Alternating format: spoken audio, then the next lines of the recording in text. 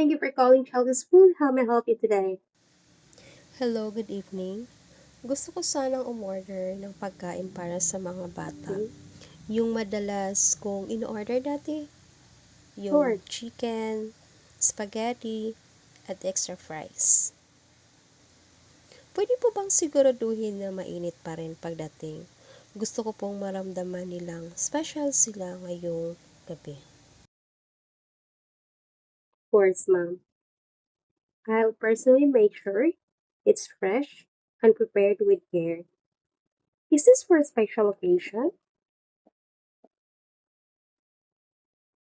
Para ito sa mga bata sa shelter na malapit sa amin. Alam niyo po, may anak ako dati na si Gabriel. Mahilig siya sa fried chicken, pero mas gusto niyang ipamigay yung party niya sa iba. Sabi pa niya, Nay, busog na ako, basta't may ibang batang masaya rin.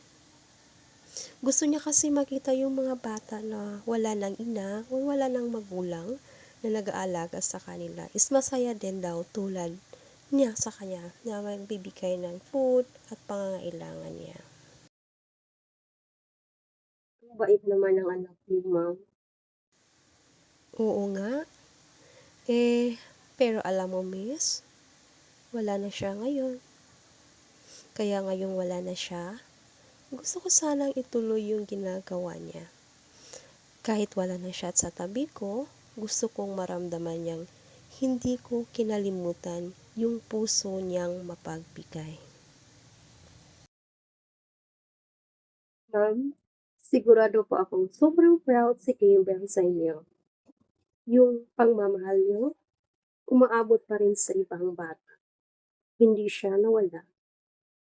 Nandun siya sa bawat batang natutulungan.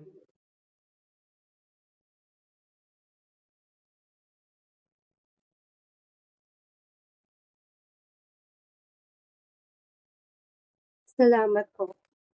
O ilalagay ko na lang sa note para kay Gabriel. Isang munting regalo mula sa isang nanay na patuloy na nagmamahal. Thank you for calling, ma'am. I enjoyed it. Bye.